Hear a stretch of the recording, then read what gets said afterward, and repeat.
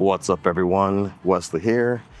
This week I'm in Long Beach for work, but I'm gonna hopefully have some time to test out the Action 4 shooting in log with the ND filter on. Right now I'm in the shade, so it's probably not ideal. I'm gonna step out here into the sun and we're gonna test, yeah, there it is. We're gonna test this ND filter shooting in log for my trip to Japan. Is this gonna be the setup that works? We shall see. I got my trusty X106 in my Tom Talk bag. If you watched my Tom Talk 1 year review, you'll know I love this bag. All right, let me get to shooting some photographs.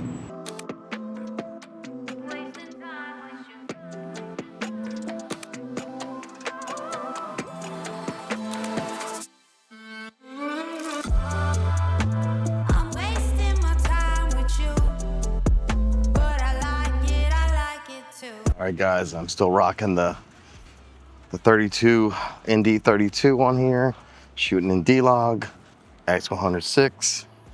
See what we can get. We're just testing this thing out. So far, mixed bag. You know, you forget about the allure of the X106. On paper, I love it, but I gotta tell you, I'm just not super impressed by the image quality or the autofocus. And that's remnants of what I've said before in the past.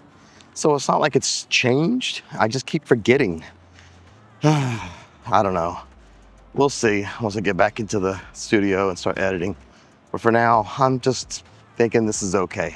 But how's this ND filter working? Because this is definitely coming with me. So I still need to make sure this ND filter is cutting the light enough. Ooh, it's bright. All right, back at it.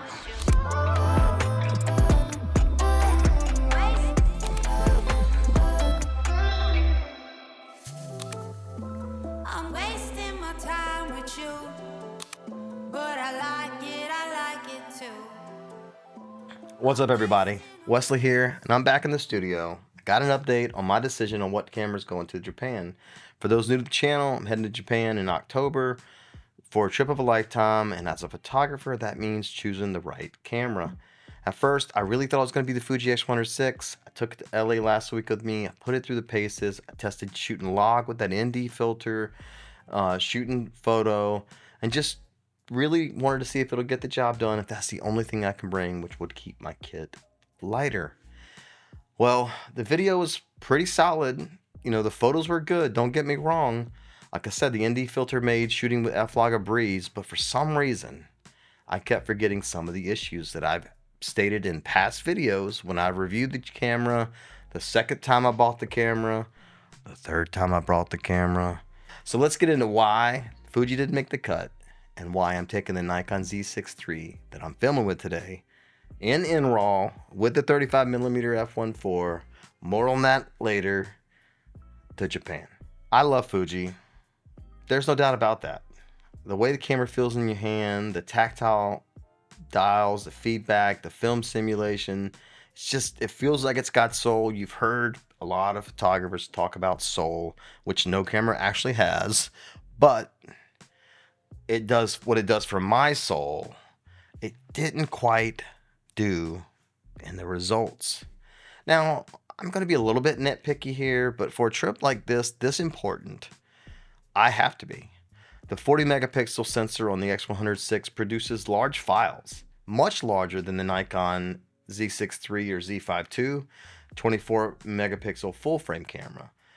And my website, check out my website by the way, has a 20 meg file size limit, which means I'm constantly compressing the files down to get them underneath that 20 megabyte limit, which most files, if not all of them, the Z6 III are never over that, despite it being a full frame. And on top of that, those large files can sometimes look a little muddy if you crop in compared to the full frame 24 megapixel sensor on the Z6 III. And with a fixed lens on the X106, you're going to need to crop in. And there's a reason why they don't look as good as they do on the full frame 24 megapixel. So let's get into a little side rant. I'm ranting / raving. Despite the higher megapixel count on the 40 megapixel APS-C camera, it can produce photos that look worse than a 24 megapixel full frame camera, primarily due to the trade-offs involved with pixel size, light gathering ability, and lens performance. The larger full frame sensor has a significant advantage that often outweighs the higher resolution of a crop sensor camera, especially in challenging conditions. Here's a breakdown why that happens. Pixel size and light sensitivity. The fundamental difference lies in pixel density, the number of megapixels packed in a given sensor area. Now, larger full frame pixels, a 24 megapixel full frame sensor has a significant larger individual light gathering pixels or photosites than a 40 megapixel APS-C sensor. Even a 24 megapixel APS sensor would have smaller photosites as well. Now, the full frame sensor's surface area is more than 50% larger than the APS-C sensor, so the pixels are much larger on the full frame sensor, and that translates into superior light gathering.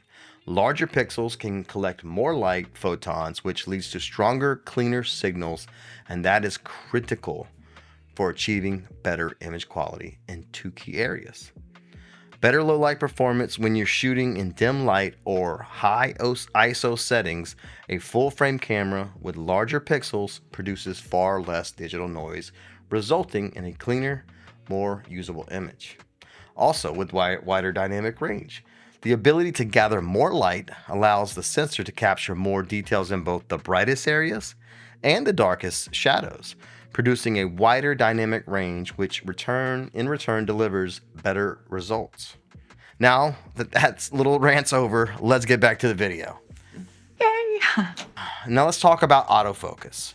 With the f2 23mm lens on the Fuji X106, it's still slow. That has not changed. The autofocus is slow. It can sometimes hunt or take a while to get there. And there's no getting around it. It is fixed to the camera. For street photography, it's manageable. It's fine. Not an issue. But for anything that's moving quickly or anything spur of the moment where you got to really quickly react, it's a miss. And while this trip might include street photography, it's not the entire trip. I plan on visiting temples and landscape areas as well. Now, when it comes to video, the built-in ND filter is fantastic. F-Log is pretty easy to edit, as you can see in the video in the intro when I was out in LA, but I can't help but wish there was a higher bitrate. The X106 shoots about 200 megabits in bitrate for the video, which is decent, but because the Z6 II only did 144, but the Z6 III now can do more than double that. Let's get into why the Z6 III is the winner. Now, with the Fuji outing fresh in my mind, I took the Z6 III and my new 35mm f1.4 lens, which I'm filming with right now, out to Sedona for a test run to see if this combo was going to be the one that I want to take with me. Yeah, and I was completely blown away. The autofocus on this camera continues to be a no compromise option. It's fast, it's accurate, it just helps the camera get out of the way. I was able to nail focus on every single shot. There was great depth of field with that f1.4 lens. It was absolutely amazing, and the low light performance was fantastic as well. Now, these photos may not be award-winning, but that wasn't the point. I was dedicating the day to my wife's birthday. Calm down. I was dedicating the day to my wife's birthday, and we were going out to just enjoy, wine tasting up in Sedona. But I wanted to document our day, and I wanted to test the Nikon setup in a travel type scenario. Something we do abroad as well. We went wine tasting in Florence, and I took a kit with me that I wish I didn't take a kit with me, that XM5. Oof. Anyway. Now, yes, the kit was certainly a bit heavier than the Fuji kit, of course. I mean, you're talking about a fixed frame tiny camera and a full frame interchangeable lens camera. But I feel like that's the price you got to pay for the quality. The files from the Nikon are smaller, makes them easier to edit, easier to upload to the website, and I just have more dynamic range, cleaner files, just generally higher quality files than the Fuji. Now, that doesn't mean the Fuji files are bad, not at all. It just means that the Nikon Z6 III files are better. That's all it means. And it's better for my workflow. It's better for what I can do or what I feel like I can do and trust with this camera. And it just gets out of my way. I know that the focus is going to work. I know that the camera's set up, the way the camera's set up, I really just got to adjust a few things here and there.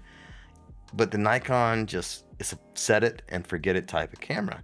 And I want to be in the moment when I'm in Japan, not looking down at the screen, trying to get my camera to do what the Nikon simply does consistently. Now, what does that mean going forward? I mean, the Fuji's always going to have a place in my heart, and I will continue to use it as my fun camera.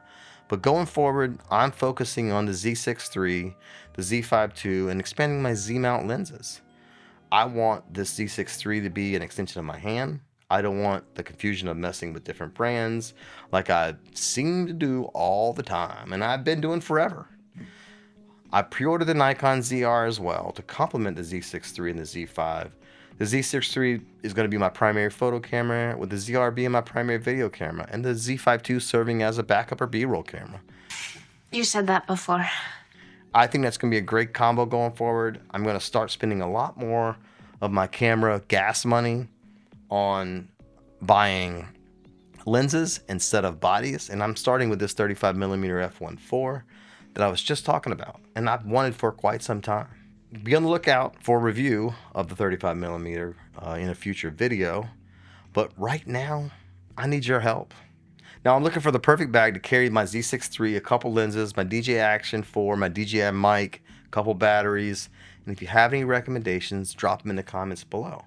I did just order this bag right here from Bellroy, and I'm going to test this out. This is a 10-liter Venture camera bag from Bellroy. If you have a better option though, drop it in the comments. But so far, this bag has, which I've loaded right now, has everything that I need. And I love the fact that it has dividers that are adjustable and fly. That means I can switch lenses. I can still reorganize the dividers to fit everything I need on the fly. I'm still looking at the Peak Design 7-liter outdoor with the camera cube, but it seems a lot smaller than this bag, and this bag is very, very comfortable.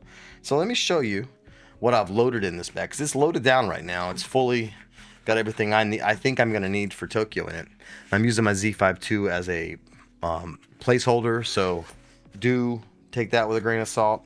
But I have my 24 to 120 f4 S glass. I have my Z5 or Z6 II with my 40mm f2, and I plan on trying to take the 35mm f1.4 as well. I got my Action in here, and I got my little Action tripod, just the smaller version, not the big one for the Action, and that is about it. But see, these dividers can be moved to make the bag bigger or brought back out to make the bag divided up. It allows us to be, it means I can put this 24 to 120 on here, change the dividers up, and it still fits in there. Or I can pack all of this stuff in this bag. Now I plan on doing a review of this bag in the future. You know, I have an infatuation with bags, but it seems to hold everything I need it to hold, and it seems to be pretty comfortable as well. If you got any recommendations though, let me know. All right, that is all for this one. Don't forget to subscribe for more videos, and if you have any questions, drop in the comments below. You can also check out my website for the best place to view all my photos, and I have a blog that I am trying to be more consistent about updating. All right, guys, I'll see you in the next one. Peace.